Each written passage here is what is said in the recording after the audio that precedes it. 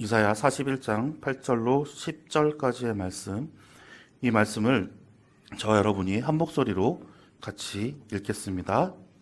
그러나 나의 종 너 이스라엘아, 내가 택한 야곱아, 나의 벗 아브라함의 자손아, 내가 땅 끝에서부터 너를 붙들며 땅 모퉁이에서부터 너를 부르고 내게 이르기를 너는 나의 종이라. 내가 너를 택하고 싫어하여 버리지 아니하였다 하였노라. 두려워하지 말라. 내가 너와 함께 함이라. 놀라지 말라. 나는 내 하나님이 됨이라. 내가 너를 굳세게 하리라. 참으로 너를 도와주리라. 참으로 나의 의로운 손으로 너를 붙들리라. 아멘.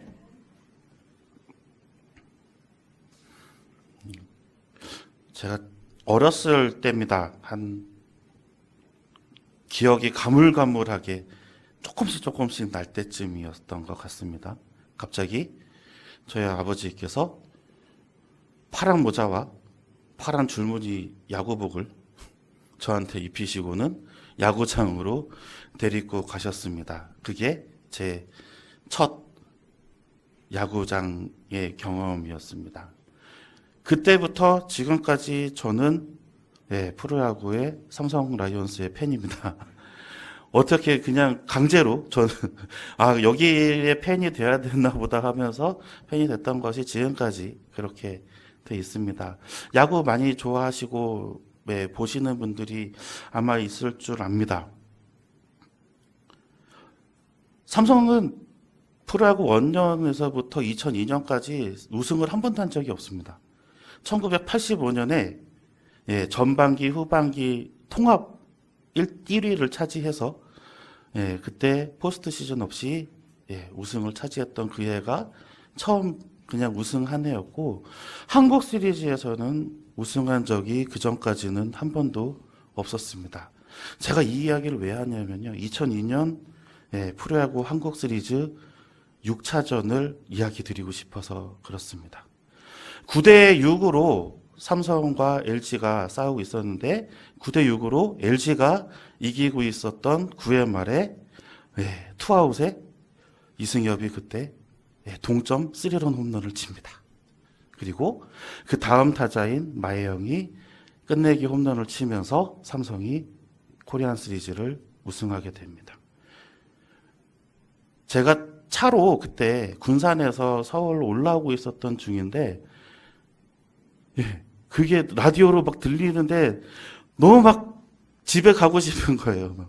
집에 거의 다 왔는데, 그래서 집으로 막 뛰어 들어갔더니 이미 홈런을 쳐서 이승엽 선수가 그라운드를 돌고 있었습니다.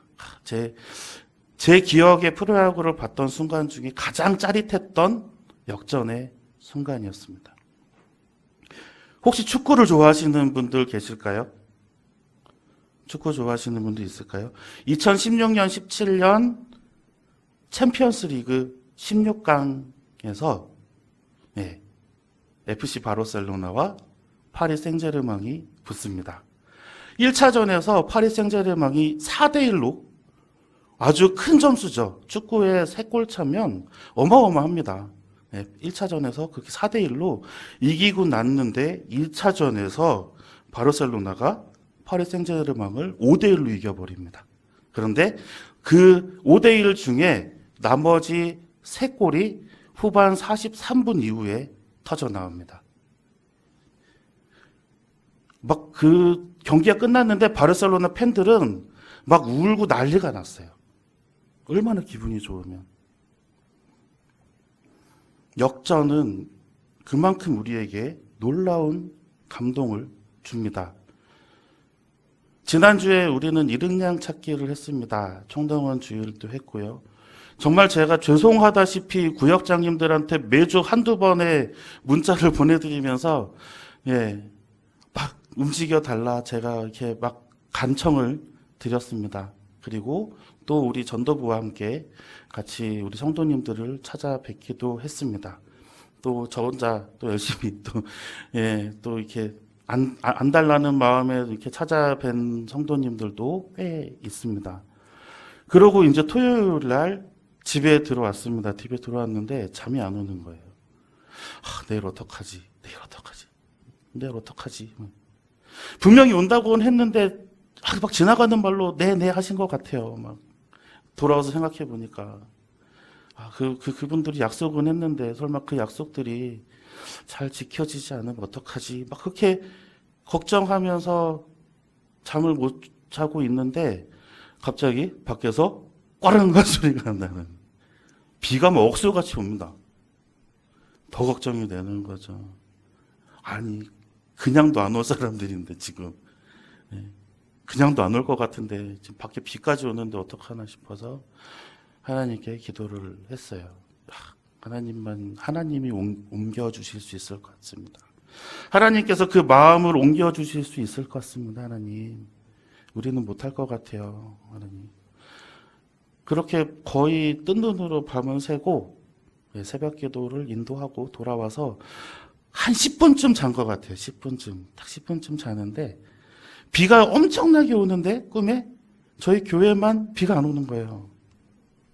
저희 교회만 이렇게 햇볕이 이렇게 뿅 하고 이렇게 내려오는 것 같이 거기만 비가 안 오더라고요. 그래서 조용히 조심조심히 이제 교회로 올라왔습니다. 그리고 저의 예상보다 더 많은 분들이 교회에 찾아오셔서 예배를 드리고 갔습니다.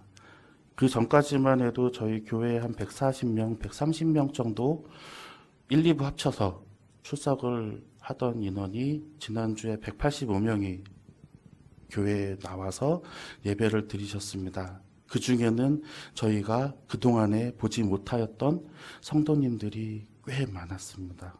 저는 이 프로야구, 아까 그 역전의 드라마, 또 이 축구의 또 이 역전의 감동의 드라마보다 그 지난주에 하나님께서 역전해 주신 이 드라마가 아마 평생에 남을 것 같습니다.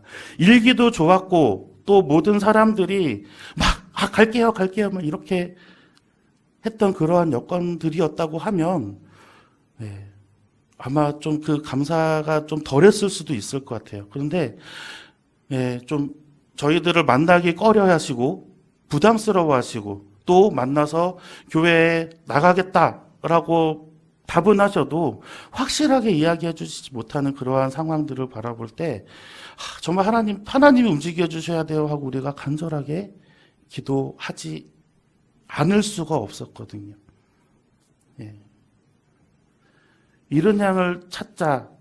정말 이거 너무나도 진부한 이야기 아닙니까? 몇십 년 전부터 교회에서 이른 양 걸어놓고 찾자라고 하면은 사람들이 이제 뭐 이른 양을 뭐 이제 와가지고 막 그렇게 같이 따라가지 못하셨던 그런 성도님들도 있었어요. 그런데 정말 이 원통교회는 우리 구역장님들부터 자기 그 지급된 신방비보다 더 많이 돈을 써가시면서 찾아가시고 또 검련하시고 또 그들의 마음을 돌이키시는데 정말 많은 노력과 기도를 하신 것에 저는 감사를 드립니다. 이전에 있었던 교회의 일입니다. 목사님께서 전도 축제를 하고 싶어 하셨어요. 그래가지고 제가 여기저기 이제 수소문에서 그러한 모델들을 찾아서 이렇게 막 현황판도 붙여놓고 또 한 달 전에 이제 시작하는 선포식도 하면서 저기 이제 강사 목사님도 불러오시고 하면서 딱 시작을 했습니다. 그런데 부목사님 한 분이 저한테 이렇게 얘기하시는 거예요. 전도사님 그거 아무리 해도 안 돼요. 나올 사람들은 나오는데요. 안 나올 사람들은 안 나와요. 제가 딱 그 얘기를 듣자마자 안 되겠구나. 교역자가 안 움직이는데요. 목사님들이 안 움직이십니다. 신방을 안 나가세요. 전화만 하세요. 어떻게 그 사람들을 끌어올 수 있겠어요? 내가 가지고 있는 수단과 모든 노력들을 다 하고 난 다음에 안 될 것 같으면 그때 하나님께 부르짖어야 하는 것이 하나님의 공식입니다. 그런데 거기서는 그러한 것들이 참 막고 있더라고요. 그래서 저는 여기에서도 혹시나 우리 또 성도님들이 한 마음으로 안 움직여 주시면 어떡하나, 또 내가 또 움직이지 않으면 어떡하나 참 많이 고민을 했는데 더 많이 움직여 주시고 또 더 많이 기도해 주셔서 정말 이 놀라운 경험을 우리가 하게 되었습니다. 놀랍지 않으세요? 저는 막 놀라가지고 잠도 안 올 지경인데 다들 그냥 멍하시네요. 맞아, 막 이렇게 하시는데 당연하신 거죠, 그냥. 정말 하나님께 감사할 따름입니다. 우리 성경 말씀 한번 볼까요? 빌립보서 4장 6절입니다. 빌립보 4장 6절의 말씀을 우리 한번 같이 읽어보겠습니다. 아무것도 염려하지 말고 다만 모든 일에 기도와 간구로 너희 구할 것을 감사함으로 하나님께 아뢰라. 아멘. 하나님께서는 다 계획이 있으셨던 거죠. 하나님께서는 모든 계획들이 다 짜여져 있으십니다. 그런데 어떤 것을 기다리실까요? 우리의 기도와 간구를 기다리고 계시는 거예요. 우리가 구할 것을 감사함으로 하나님께 아뢰기만을 기다리고 있는 것이죠. 하나님, 우리는 못하겠습니다. 우리가 할 수 있는 것 저희가 다 했습니다. 하나님, 이제 하나님께서 이루어 주시옵소서 하면서 우리가 아뢰기를 기다리는 겁니다. 그러면 이제부턴 하나님께서 역사하시는 거죠. 아무것도 하지 아니하고 아무것도 계획하지 아니하고 땀 흘리지 아니하고 수고하지 아니하고 하나님께 하나님 해주세요라고 얘기하면 하나님께서는 움직이시지 않으세요. 이번에 우리가 이른 양 찾기를 통해서 우리가 놀라운 경험을 하셨기를 원합니다. 우리가 정말 아무것도 할 수 없을 때라고 생각했던 그때, 모든 수단과 방법을 우리가 다 동원했다고 생각할 때, 우리의 모든 수고를 다 쏟아 부었다고 생각할 때, 우리의 힘을 다 소진해서 이제 더 이상 우리가 쓸 힘이 없을 때, 하나님, 이제 하나님께서 움직여 주시옵소서 간구하면, 그래, 그때만을 기다렸다. 이제 내가 움직일 터이니, 이제 이루어 줄 터이니 너희가 이제 하나님의 나의 역사를 바라보아라 라고 이야기하시는 겁니다. 그렇기 때문에 역전의 하나님은 항상 우리 안에 계시는 거예요. 반전의 하나님도 항상 우리 안에 계시는 거죠. 드라마 보면 반전이 너무 재밌잖아요. 뭐 막장 드라마 같은 거는 좀 이상하지만 막 고구마 같은 막 정말 막 답답해서 막 죽으려고 그럴 때 반전이 딱 일어나면서 모든 것이 착착착착착착, 네, 선한 방향대로 해결되어지는 그러한 반전의 드라마를 우리 바라볼 때 사이다 먹었다 막 이러잖아요. 우리 하나님이 그러하신 분입니다. 그러한 하나님은 첫 번째로 우리를 포기하지 않으십니다. 이사야 41장 9절의 말씀입니다. 우리 한번 같이 읽어보겠습니다. 내가 땅 끝에서부터 너를 붙들며 땅 모퉁이에서부터 너를 부르고 내게 이르기를 너는 나의 종이라 내가 너를 택하고 싫어하여 버리지 아니하였다 하였노라. 아멘. 이사야 1장부터 39장까지 이스라엘의 패역함과 악함과 그리고 하나님을 배신하는 그러한 모습들로 인하여서 그들의 멸망과 무너짐을 이사야가 이야기했던 그 이전의 장에서부터 하나님께서는 그 1장에서 39장까지에서도 이스라엘을 포기하고 버렸던 것이 아닙니다. 그들이 언제라도 되돌리는 마음과 회개하는 마음이 있다고 하면 하나님께서는 다시 품으실 마음이 있었던 거죠. 하나님은 항상 가능성을 두고 열어보십니다. 제가 일전에 창세기의 족보를 말씀드리면서 몇 살까지 살았는지 낱낱이 적어놨던 하나님의 놀라우신 이야기, 그때까지 기다리셨다. 하나님께서 그때까지 하나님께서 기다리셨다. 그의 나이까지 세어가면서 자식을 얼마 낳았는지까지 세어가시면서 하나님께서 아브라함 같이 쓰시기 위하여 그들을 보시고 기다리셨던 거예요. 하나님께서는 그러하신 분이에요. 내 생애에 야호와 하나님이라는 이름이 한 번이라도 거론되었을 때 그 생력이 다할 때까지 여호와 하나님께로 돌아오는 그 역사가 일어나는 것을 하나님께서는 기다리신다는 거죠. 그게 반전이에요. 그게 역전이고. 인생의 역전이 다른 게 없습니다. 내가 그리스도 밖에서 살았던 그 죄악된 모습에 다시 돌이켜서 여호와께로 돌아올 때 그 반전과 그 역전은 우리가 너무나도 잘 알고 있잖아요. 우리 안에서 너무나도 행복한 삶을 살잖아요. 너무나도 우리가 지금 평안한 삶을 누리고 있잖아요. 이 세상이 주는 고통과 시련 같은 거 우리 웃으면서 넘길 수 있습니다. 왜요? 하나님께서 주시는 천국에 대한 소망이 더 강렬하기 때문에. 그렇기 때문에 하나님께서는 이 이스라엘 백성들도 멸망하기 직전까지도 하나님께서는 아마 가능성을 열어두시고 계속 지켜보시며 그들이 다시 회복하기를 원하셨을 거예요. 그래서 멸망할 때까지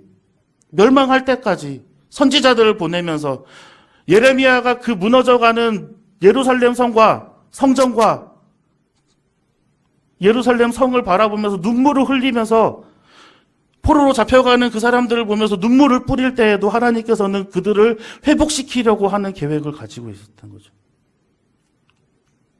이사야가 분노에 차서 이스라엘 백성들에게 너희들 패역했다. 너희들 이제 하나님을 저버렸다. 그래서 너희들 멸망할 거다라고 이야기를 해도 그 뒤에는 지금 이러한 말씀들을 하고 있는 거예요.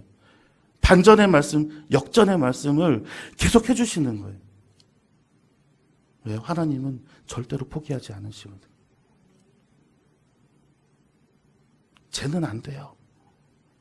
우리 옛날에 학교 다닐 때 들었던 말 아닌가요? 선생님이 포기한 아이들. 그렇잖아요. 선생님이 포기한 아이들이 있습니다. 학교 가면. 그런데 저는 나중에 어른이 되고 났더니 너무나도 잘 살고 있는 그 친구를 보게 돼요. 네. 지금 인터넷에 생방송 중이라서 이거를 말씀드리기 좀 그렇지만 예, 정태호라는 KBS 개그맨이 제 초등학교, 중학교, 고등학교 동창입니다. 예. 한때는 선생님까지 포기했던 나이에요. 너무 까불거려가지고. 근데 지금 너무 잘 있잖아요? 학교에서는 좀 그럴 수 있다고 칠 것 같아요. 근데 하나님을 믿는 우리들은 하나님께서 우리를 포기하지 않으셨듯이 포기란 없습니다.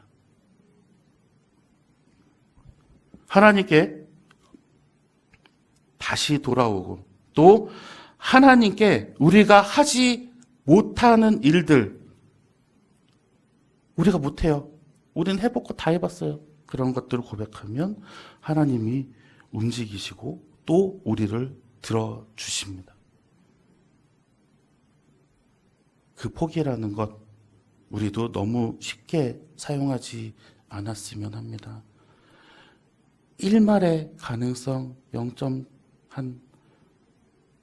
가능성이 제로라는 거는 없잖아요. 예, 그런 가능성이라도 우리가 바라볼 때 정말 하나님께서 우리를 참고 기다리셨던 것처럼 하나님께서 이 이스라엘을 참고 기다리셨던 것처럼 너무나도 좋은 예가 여기 이스라엘에 있습니다. 구약 성경을 읽어보면 이스라엘은 너무나도 하나님께 문제아로 찍혀있는 민족이거든요. 근데 그럼에도 불구하고 멸망할 때까지도 참으시고 또 멸망하고 나서도 회복을 이야기하시고 또 그 회복 중에라도 하나님이 또 구원을 계획하시는 거죠. 이사야 40장 26절의 말씀입니다. 이사야 40장 26절의 말씀을 우리 한번 같이 읽어보겠습니다. 너희는 눈을 높이 들어 누가 이 모든 것을 창조하였나 보라. 주께서는 수요대로 만상을 이끌어내시고 그들의 모든 이름을 부르시나니 그의 권세가 크고 그의 능력이 강함으로 하나도 빠짐이 없느니라. 아멘. 하나님께서 이스라엘을 버리지 않으시겠다는 확신의 말씀을 듣고 난 후에 이사야는 근심이 아닌, 그리고 저주가 아닌 희망과 회복의 메시지를 전할 수가 있었습니다. 너희들 이거 둘러봐. 하나님께서 만드신 것을 봐. 누가 이렇게 만드셨니? 그렇게 높은 하나님께서 우리를 그렇게 사랑하시면서 우리를 끝까지 붙잡고 계시는데 너희가 이제 마음을 돌이켜야 되지 않겠니? 너희가 다시 회복시켜질 때에 다시 하나님께로 돌아가겠다라고 우리가 고백해야 되지 않겠니? 우리 인간을 하나님의 형상대로 만들었습니다. 하나님께서 사랑 안 하실 수가 없으세요. 하나님의 형상대로 만드신 우리 인간은 하나님께서 끝까지 돌아보십니다. 그것이 진정한 하나님의 사랑입니다. 끝까지 포기하지 않으시고 끝까지 가능성을 우리가 가지고 살아가실 때에 혹시나 권면하였지만 나오지 아니하였던 우리의 잃은 양들을 우리가 끝까지 기도하시면서 다시 그들의 마음을 돌릴 수 있도록 우리가 노력해야 할 것입니다. 아마 하나님께서 또 일하실 거예요. 두 번째로, 반전의 하나님은 우리의 상상을 뛰어넘으십니다. 이사야 41장 10절의 말씀입니다. 같이 읽겠습니다. 두려워하지 말라. 내가 너와 함께 함이라. 놀라지 말라. 나는 내 하나님이 됨이라. 내가 너를 굳세게 하리라. 참으로 너를 도와주리라. 참으로 나의 의로운 손으로 너를 붙들리라. 아멘. 하나님께서는 우리가 한 요만큼 거를 생각할 때, 하나님이 이번에 우리에게 한 요 정도의, 아니면은 좀 작은 것에 좀 결과를 우리가 원했는데 그것보다는 조금 더 해주시겠지 라고 생각하지만 우리는 입이 떡 벌어지는 그러한 결과를 바라볼 때가 있습니다. 코로나 거리두기가 제한이 풀리고 난 후에 교회 학교 아이들이 교회에서 고기를 구워 먹은 적이 있습니다. 그때 고기가 모자라가지고 한 번 더 사갖고 왔다고 해요. 그리고 정말 많은 아이들이 교회에 와가지고 밥을 먹고 갔습니다. 즐겁게 또 놀다가 갔어요. 심지어는 지나가다가 여기 고기 구워 먹어요 이래가지고 애들이 왔대요. 여기 밥 줘요 그래가지고 애기들 이제 초등학생 3명이 와서 또 밥도 얻어 먹고 갔어요. 그 애들이 밖에서 절 보면 인사를 합니다. 이제 저희도 생각도 못했어요. 그만큼 많이 올지. 그리고 요새 아동과외들이 정말 생각도 못할 정도로 많이 와요. 새로 나온 애들이 많습니다. 기존에 나왔던 애들은 뜨문뜨문 나오는데 막 애들이 친구들 막 데리고 지금 나오기 시작해요. 너무나도 얼마나 감사한 일인지 몰라요. 아동부는 아직 총동원주의를 하지도 않았어요. 애들끼리 총동원주의를 하고 있습니다. 얼마나 놀라운 역사입니까? 그게 하나님께서 우리에게 보여주시는 반전의 매력이에요. 우리의 상상을 뛰어넘습니다. 다시 회복된 하나님과의 관계, 그 관계는 하나님께서 우리를 붙들어 주시고 또 도와주시고 굳세게 하심으로 인해서 우리를 더 강하게 만들어 주세요. 그래서 우리는 하나님께 회개하고 돌아온 것밖에 없지만 우리는 다시 하나님을 영접하겠습니다 하고 하나님께 우리를 내어드린 것밖에 없지만 하나님께서는 우리를 이 세상에 어느 존귀한 자들보다 더 존귀하게 하시고 또 귀한 자들보다 귀하게 하시고 높은 자들보다 더 높게 들어 써주시는 거예요. 그게 하나님의 영광이에요. 하나님의 영광이 입혀지면 세상의 어느 영광스러운 모습보다 본인의 모습이 더 영광스럽게 빛날 줄을 믿으시기 바랍니다. 하나님의 그 영광스러운 모습에 우리가 항상 자신감을 가지시고 살아가시기를 소망합니다. 누가복음 15장 19절의 말씀을 우리 한번 같이 읽어보겠습니다. 지금부터는 아버지의 아들이라 일컬음을 감당하지 못하겠나이다. 나를 품꾼의 하나로 보소서 하리라 하고, 그 뒤에 24절입니다. 한번 같이 읽겠습니다. 내 아들은 죽었다가 다시 살아났으며 내가 잃었다가 다시 얻었노라 하니 그들이 즐거워하더라. 아멘. 이 구절 우리가 너무나도 잘 아는 구절이죠. 탕자의 비유입니다. 탕자가 아버지께서 주신 유산을 다 날려버렸습니다. 그래가지고 돼지 사료로 돼지가 먹는 음식인 쥐암열매를 먹는 것도 이제 걸려서 막 이렇게 못 먹게 되죠. 너무 배고프니까 이제 집에 가려고 합니다. 갈 핑계가 나지 않으니까 뭐라 그래요? 그냥 하인으로, 아들 말고 하인이라도 써달라. 밥 새끼는 먹으니까 라고 하며 돌아갑니다. 그런데 이 아버지는 그 집에서 가장 좋은 옷과 가장 좋은 폐물을 그 옷에, 그 몸에 걸치게 합니다. 그러면서 내 아들은 죽었다가 다시 살아났으며 내가 잃었다가 다시 얻었다라고 이야기하죠. 이 탕자가 돌아갔을 때 여기까지 계산했을까요? 여기까지 계산했으면 아버지가 아마 다시 돌려보냈을 겁니다. 나가 이러면서. 아버지가 자식을 모르겠습니까? 진심으로 뉘우치고 다시 돌아오는 그 탕자의 마음을 알았기 때문에 아버지는 아들이 생각하지도 못했던 선물을 준 것이죠. 우리도 마찬가지거든요. 우리는 분명히 하나님께 자복하고 회개하고 하나님을 영접했을 뿐인데 우리 생각한 것보다 더 많은 것을 우리에게 주셨습니다. 그래서 우리는 감사가 넘치잖아요. 감사가 끊이지 않잖아요. 그래서 저는 긴장하지 마시고요. 그래서 저는 뭘 하나를 꿈꿔보려고 합니다. 2007년이었을 겁니다. 장로회 신학대학교 총동문회에서 총회 수련회를 하면서 이런 주제를 가지고 수련회를 했습니다. 한 명이 꿈꾸면 이상이지만 모두가 꿈꾸면 현실이 됩니다. 라는 주제를 가지고 저희들이 수련회를 가졌습니다. 이 수련회 문구는 저와 사무국장 목사님께서 이랑 같이 만들었는데요.